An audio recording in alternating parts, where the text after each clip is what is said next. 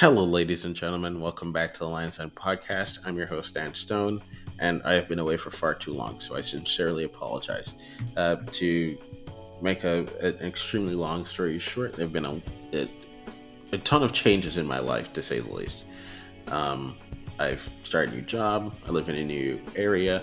I started dating again. So, just to say, uh, there have been quite a plethora of changes that just have not allowed me to record. But I am back.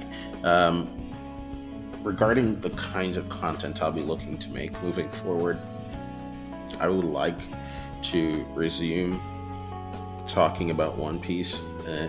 It might not be possible for me to maintain a schedule that I had previously, just given the new time constraints of my new job.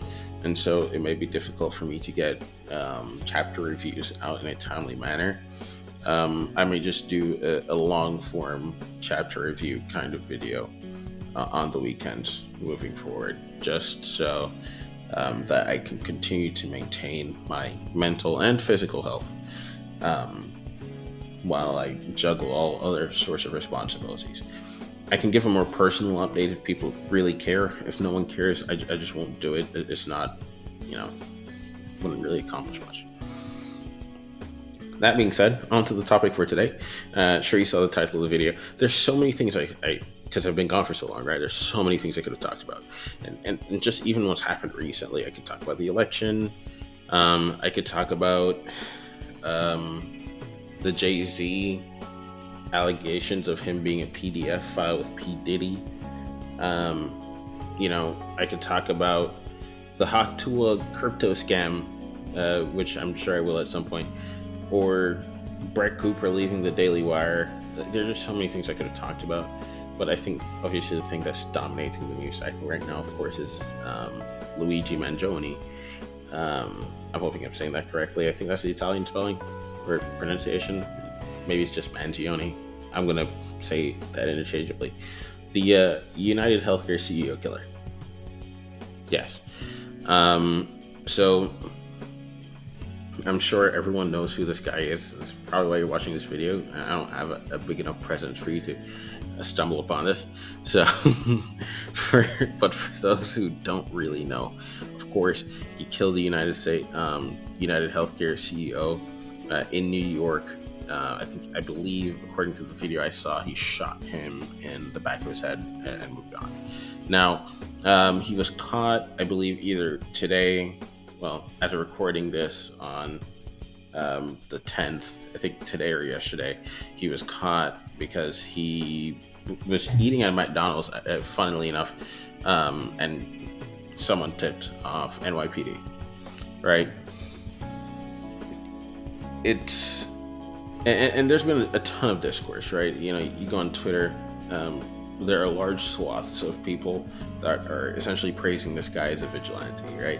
That he's done the right thing, he's done the thing that everyone's wanted to do, and most people are afraid of doing. He just stood up for people, and even in his manifesto, which I will not put on screen, but I have read, even in his manifesto, he's effectively in his last line, very short, mind you, he has said that, yes, this is effectively why I'm doing this, right? Now, you'd think that someone who would feel pushed to this lengths, or these lengths rather, would be someone who is more or less disenfranchised by the system, quote unquote, or someone who is, speaking of which, we'll probably talk about the Daniel Penny verdict at some point too. But someone who's disenfranchised by the system, someone who feels as if they've been done a large disservice, let's say, by society at large. And given that it's New York, that's actually a very good possibility, because the cost of living over there is just absolutely insane, and the bullshit that people that live in New York put up with. As someone who doesn't live in New York and has visited New York before, great place to visit, shitty place to live, way too expensive if you're not rich. Here's the thing. Mangione is actually pretty rich. At least his family is. His family is well connected. I believe one of his relatives is a DA in Maryland. right? He went to University of Pennsylvania, one of the Ivy League schools, one of the best schools in the world. Um, Very, very smart guy, clearly. He's grown up around wealth, and it I don't know, right? And so he doesn't fit the typical profile of someone, at least at first glance, of someone who would do some kind of act along these lines, right? Murdering a CEO, right? Because most people that do something like that do that typically out of desperation, right? They have nothing left to do, or that's what they feel, right? They have nothing left to give, they have nothing to lose. It is what it is. But for a gentleman like Luigi, well, gentleman, but for someone like Luigi, right? Based on the information that we have right now, it looks like he doesn't fit that profile. I know that based on the information that came out, he's had tons of back issues, but his family is more than capable of paying for that. So maybe he just, like you said, he feels like he's drawn to some sort of a higher calling and wants to take that on. Now, there have been tons of discourse as to whether he's doing the right thing or not. And like most things in life, most things are black and white. I know that people like to pretend that nuance is a real thing, and it is for maybe about 20% of scenarios in life. But you could go through life making black and white decisions for the most part, and you'd be pretty fine. And this is not one of them. This is one of them, I guess, depending on what you think I mean by that, right? Two things can be true at once, right? Which is what I think most people are failing to realize. One, is the United States healthcare, or three things, I guess. One is the United States healthcare system. Holy cow! Say that three times fast. Broken to some degree. Yes. I know a ton of people that feel like they feel that they've been exploited by the system. I will tell you, as someone who's moved from a much worse system, it's incredible what people take for granted here. And so the idea that the United States healthcare system is broken to such a degree where such an action is required, I just find that a bit silly. Also, one of the things that people fail to realize is that, people say the healthcare industry takes advantage of people. The bills are really high. And a lot of that is true to some extent. But one of the things that people don't realize is that, and I know when people are upset, no one really wants to hear this shit, but just about 50%, or a little over 50% of the entire drug industry exists in the United States. Every single medical drug or advancement that you like, the majority of it is subsidized by the United States. Not only that, 9 out of 10 drugs that go through the clinical trial process fail, right? So these companies, they're taking on a ton of risk to be able to essentially put the drugs out there. And so, yes, it's going to be more expensive.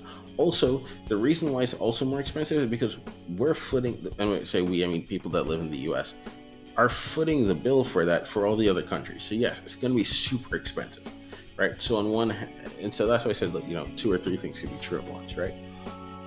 Does it feel like the system is predatory? Yes. But here's why.